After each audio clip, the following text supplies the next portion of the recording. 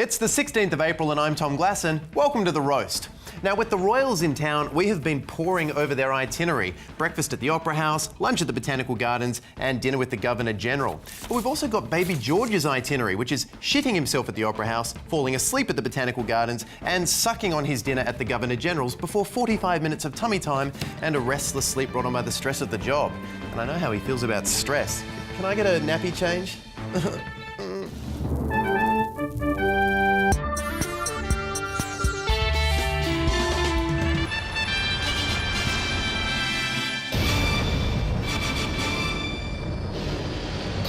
Tonight on The Roast, the Royals are in Sydney and New South Wales Premier Barry O'Farrell is no longer King of Sydney. And for more of that, here's Mark Humphries with the headlines. New South Wales Premier Barry O'Farrell has resigned after evidence he gave to the Independent Commission Against Corruption was found to be false. On the upside, he's finally trending on Twitter. Mr O'Farrell told ICAC he could not remember receiving a $3,000 bottle of wine from this Australian Water Holdings executive, but then resigned after the revelation he had written this thank you note. So if there's a lesson here, it's never say thank you. Mr O'Farrell, seen here identifying the man that would bring him down, maintains he can't remember receiving the wine or writing the note, but I have heard the 1959 Grange can have a bouquet of Rohypnol. Now, it's important to remember this isn't O'Farrell's only significant memory fail. He also seems to have forgotten this message he gave to his first joint party room meeting in 2011. There is no room for complacency or scandals because that's what brought Labor down. Because of those ongoing scandals, I expect more of you. Barry O'Farrell must be so disappointed with Barry O'Farrell. Yesterday, ICAC also quizzed him about a phone call he made to the Water Holdings executive, but said he had no recollection of the 28-second call made from his phone. 28 seconds isn't very long for a chat, though this footage might explain the brevity of Barry's phone call. Look, Barry! Please just listen to me, Barry! I'll get Becky, Barry. Either way, it's all over for O'Farrell now. If ever there's a day to drink $3,000 worth of wine, it's today. Now, if only his memory could come back and he could find the damn thing. For The Roast, I'm Mark Humphries. Thank you, Mark. Well, the royals are here. William, Kate and George are going to visit an RAAF base in Brisbane, go to Adelaide to meet young Australians and attend a reception in Parliament House in Canberra. And I have to say, that is a big trip and a boring one. So who pays for all this fanfare? When British royals come on official visits, the federal government pays for flights, accommodation, meals, phone calls, minibar bills, and even the presents the royals give out. Wait, we pay for this fanfare and our own presents? What are we, single people on Valentine's Day? Now, oh, for me? Thank you. Dear Tom, never change. Love, Tom. Oh, thank you. Okay, so we're going to pick up the tab. Someone better remind Kate that those minibar Toblerones can really ratchet up the bill. But what's it all going to cost us? $100? $105? It can be estimated the cost of the trip will be at least $2 million. Wait, $2 million? Where are they buying those gifts? At the airport? Besides, the royals are loaded. Just on their heads, they wear the GDP of a small African nation that they formerly owned. Why do we have to pay for everything? Because, Tom, paying for everything for the royals is the least we can do. What, are you saying we could do more? Yeah, we can be doing a lot more. The royals have it tough. They're trapped in a gilded cage. They have to be on 24 hours a day, and they can't even wear their sweet jewel-encrusted crowns and kill the poor while they do it. Yeah, but this is the new generation of royals. They don't really go in for that anymore. Some of them do. You don't think Will isn't jealous of Harry's sex-fueled party life? That he also doesn't want to dress up as a Nazi and bang 3 women in a hot tub before killing the poor in Afghanistan? Harry's living the royal dream. But Will and Kate? Ugh. There's more pressure on them to be perfect than there is on Prince Charles to pass up his birthright. And they are perfect. They're so boringly perfect I want to puke. Oh, no, don't puke. Shut up, Tom. I can puke whenever I want. Not like those royals. They can't do any of the cool royal shit that used to make being a royal so much fun.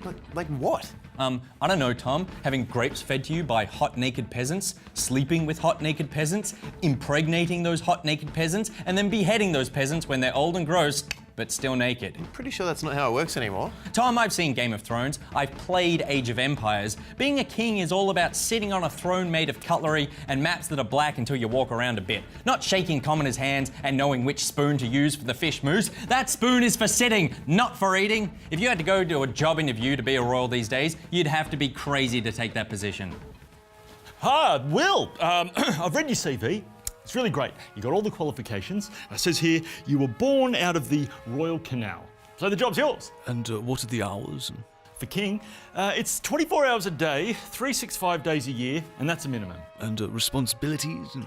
Well, opening supermarkets, seeing the same famous buildings in each country every time you go, and being the subject of the same intense public scrutiny that killed your mum. And job security? Oh, it's brilliant. There's no retirement. And really, the only way you can get fired is if your head gets removed, at which point we'll select a replacement from among one of your children or King's in training. I've changed my mind. I don't want to do it. Oh, no choice, I'm afraid. You signed a contract with God when you were conceived. See, it's all here. When do I start? Starting date's tricky. You might have to wait a while. You could speed things up if you knock off your dad. I jest. You see, back in the days of boar legs for lunch and drinking out of lead goblets, I would have said, where do I sign and why do I have lead poisoning? But now, I'm not so enthused. I pine for the days of yore. All right, thank you, Nick. Well, while the royals constantly make world news for whatever nothing they've done recently, one particular story from American network CNN had a unique take on Kate, William and George's trip to New Zealand, and Jazz Twemlow took a look at that coverage before filing this report. Forget merely rubbing shoulders with the royals. First the prince and then the duchess rub noses. CNN has covered the royal visit to the Antipodes with all the panache and cultural sensitivity of a drunk Prince Philip visiting a land where people don't look like him. But even the new royal baby arriving on his first official trip abroad couldn't compete with what we're calling the royal bummer. We're calling the royal bummer? Yes, use buttock tunnel vision to name the trip after one bottom that was visible on a trip where 99% of the people they met were wearing pants. Honestly, thanks to this giggly, ooh, bottoms CNN coverage, you would have thought Kate and Will spent the entire time mandatorily face-planting a Maori's glutes. If the roles were reversed and I judged CNN based on one piece of footage, I'd be a narrow-minded wanker, so I won't. I'll just judge this specific part of it. Is that any way to welcome a future king and queen? In a CNN office? No. In New Zealand? Yes, because unlike America, they have an indigenous culture they haven't completely marginalised. I suppose CNN would prefer them to be greeted with a handshake, a Big Mac and a passionless peck on the cheek by an aged wolf blitzer. But that's not traditional in Maori culture. Jean Moose then went on to describe a ritual that is the very fearsome haka, also known to Australian rugby players as that age-old war dance that makes their sphincters tighten before they lose the Bledisloe. She described the haka as Cross between a Chippendale's lap dance and the mating dance of the emu. And it's not surprising most people are describing this CNN report as a cross between cultural insensitivity and news, or, as it's otherwise known, topical racism. But don't worry, Jean did apologise, saying, "Duly noted, I do humour and satire, and I am truly sorry if the tone of my story offended anyone." It wasn't just the tone that offended people, it was also the content and the words. And now that offensive non-apology. Though I admit, as a satirical comment on how to get fired, it was pretty spot on. For The Roast, I'm Jazz Twemlow. Thank you, Jazz. Americans are weird. Anyway, we'll be right back. Yes, they are, Tom. Are you a weird American? What weird things do you do? Do you own a gun? Did you own slaves? Are you really fat? This doesn't feel nice when someone does it to you, does it? Let us know on Twitter. We'd love to hear about it. @TheRoastTV or #RoastTV. And just as the royals arrived, a Fairfax Nielsen poll found that support for an Australian republic has sunk to 42%, marking its lowest level in 35 years.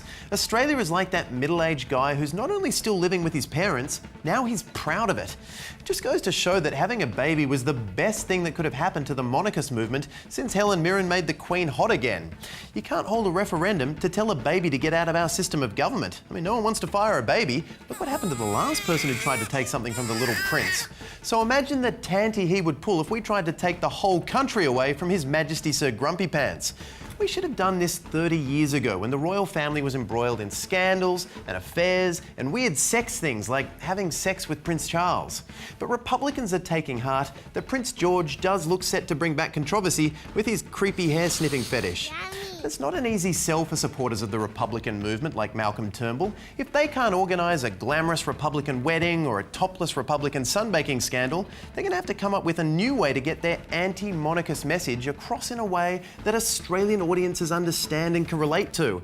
See, it's not enough to make people feel apathetic about the Crown. You need to make them scared. They've spent their whole life living on government handouts. Generations of one family, all welfare dependent. Now they're passing their twisted cycle of dependency onto their children.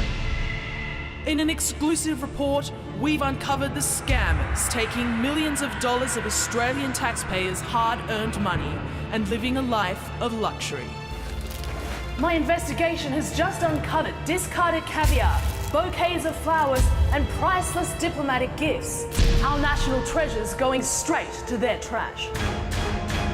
Do you think it's okay to be ripping off honest taxpayers? Why won't you answer me? Obviously guilty.